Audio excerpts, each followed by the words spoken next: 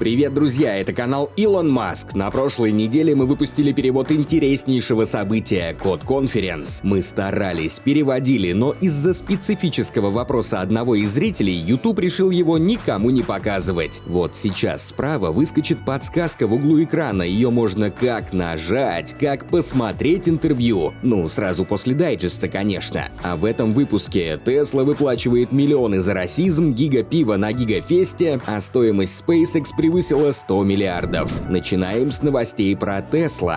Tesla выпускает обновление ПО, которое распространяется на Model S. В холодную погоду автомобиль лучше подготовить к быстрой зарядке, а через приложение можно заранее включить обогрев сидений и режим защиты от биооружия, чтобы очистить воздух в салоне. Но главная фишка обновления – улучшение работы с рулем-штурвалом. Поворотники теперь управляются с помощью сенсорных кнопок на руле, и автомобиль пытается автоматически определить, когда их активировать. Автомобили Tesla, даже не самые новые модели, продолжают становиться лучше и умнее. Бери с них пример. Становиться лучшей версией самого себя можно и нужно постоянно. И в этом тебе поможет Skillbox, наши старые друзья и партнеры, которые посвятят тебя в мир программирования на своем курсе «Профессия Python-разработчик». Всего за 1 год под внимательным контролем куратора ты пройдешь 3 интереснейших блока разной сложности и создашь свой первый командный проект, максимально приближенный к реальной разработке под кураторством тимлида. Кстати, платить сразу не обязательно. Первый платеж можно сделать через полгода обучения, а через 12 месяцев, когда ты познаешь все азы питона, тебе помогут составить эффективное резюме, организуют собеседования в топовых компаниях и помогут найти заслуженную высокооплачиваемую работу. Skillbox своих не бросает. Подробная информация о программе курса и регистрация по ссылке в описании. Воспользуйся шансом стать лучшей версией сегодняшнего себя, а мы возвращаемся к Tesla.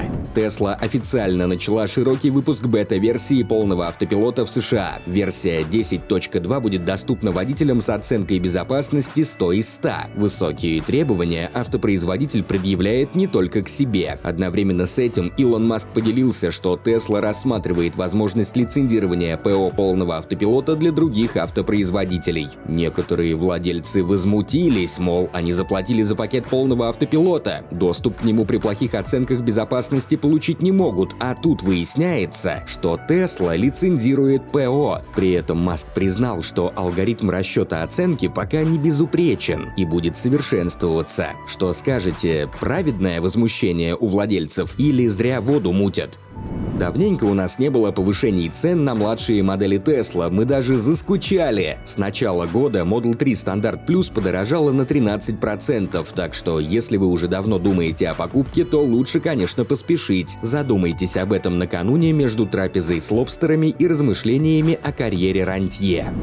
Tesla начала производство гигантских цельнолитых деталей для передней и задней части кузова Model Y. Фотография производственной линии с деталями появилась в отчете за второй квартал 2021, но каким-то образом осталась незамеченной. Одна задняя литая часть заменяет 70 разных частей в автомобиле. Как говорится, оптом дешевле. А еще Tesla анонсировала появление фирменного адаптера CCS Combo 1 для Model 3 и Y. Для Model S и Model X его использовать нельзя. Выпуск в конце октября почему-то начнется в Южной Корее. Необычный выбор страны, но почему бы и нет, не все же им в кальмары играть. Цена адаптера составит $250. Про Tesla Cyberquad не было новостей с тех пор, как в 2019 году Илон Маск представил электрический квадроцикл на презентации киберпикапа. Сейчас же на ежегодной встрече акционеров Tesla, перевод которой, кстати, выйдет в четверг, Маск сказал, что это будет интересная задача с точки зрения конструкции, по итогу которой получится самый безопасный квадроцикл в мире. Не похоже, что Tesla находится на продвинутой стадии разработки Cyberquad, но уже что-то. Как думаете, когда ожидать новинку?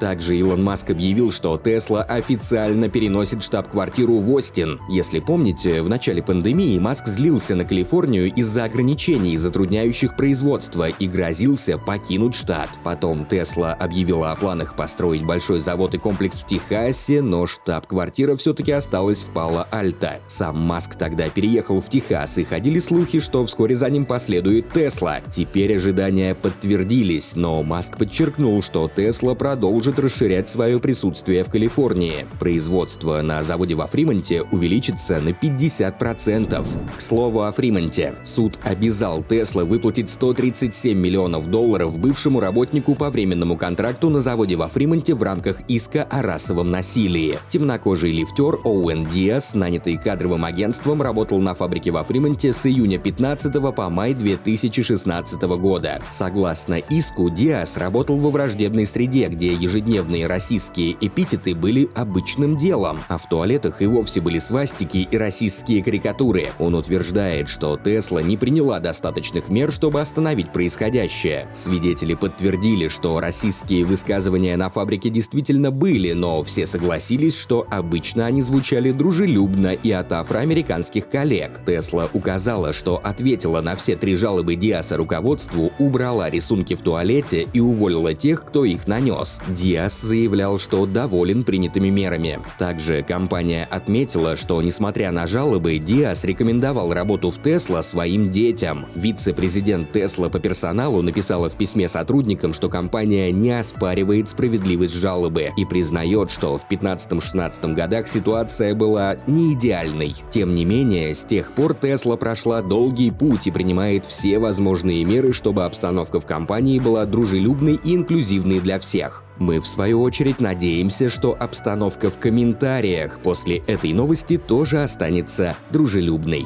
Перейдем к новостям повеселее. Этот дайджест был под угрозой, потому что в Берлине прошел Гигафест. Наша контент-менеджер Даша увидела видео рейва оттуда, вспомнила про свой пропавший из-за пандемии Шенген и чуть не умерла от зависти. К счастью, обошлось. Помимо известных диджеев, на Гигафесте показали последнюю версию аккумулятора 4680 и производство сидений. Обычно эту работу поручают третьей стороне, так что Tesla — единственный автопроизводитель в мире, производящий собственные сиденья. Интересно, что монтажный кронштейн находится прямо на батарее. Tesla может устанавливать сиденья прямо на него, что значительно упростит процесс сборки. Но черт с ними, с сиденьями. Tesla представила гигапиво с бутылкой в стиле киберпикапа. Купить пиво можно будет на заводе в Германии. Главное, не мешать его с Tesla Киллой. Хотя... Так, едем дальше. Страхование Tesla мчится из Калифорнии к Техасу и дальше. Илон Маск заявил, что для страховой оценки будут использовать реальную телеметрию, точно так же, как сейчас это происходит с оценкой безопасности беты автопилота. В следующем году Tesla планирует распространить свою страховку на большую часть США. И напоследок про денежки. Из-за результатов поставок за 3-й квартал акции Tesla снова подскочили. Но вот что интересно, количество шортов упало до рекордно низкого уровня. Процент заимствованных акций, типичных для коротких продаж, упал до 1,1% от всех доступных для торговли акций Tesla. Это самый низкий показатель с 2010 года. Для сравнения, в определенный период прошлого года около 20 акций Tesla приходилось на короткие позиции. Время убирать красные шорты в шкаф. И переходить к новостям про Tesla Energy.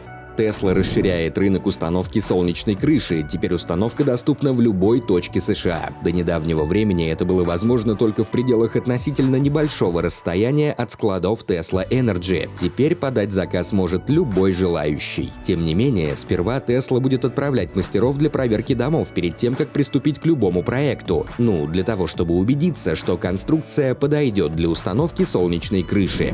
А мы переходим к рубрике SpaceX. SpaceX продолжает отнимать запуски у конкурентов. На этот раз НАСА переносит некоторые пилотируемые миссии с корабля Boeing Starliner на Crew Dragon из-за задержек с разработкой Starliner. Новички-астронавты Николь Манн и Джоша Кассаду полетят в миссии Crew 5, хотя изначально тренировались для полета на Starliner. С кораблем Боинга уже 2 года, то одно, то другое. В декабре 19-го Starliner не достиг правильной орбиты для стыковки с МКС во время первой демонстрационной миссии. Вторую демонстрационную миссию отложили из-за проблем с двигательными клапанами корабля. А НАСА, между прочим, заключили с Boeing и SpaceX одинаковые контракты на 6 полетов каждый. SpaceX уже выполнили 2 полета и планируют 3-й на Хэллоуин. Boeing пока не выполнил ни одного. Очень хочется пошутить про Ивановых, которые уже 3-го планируют, пока у тебя часики тикают, но мы этого делать не будем. Тем временем оценка SpaceX превысила $100 миллиардов.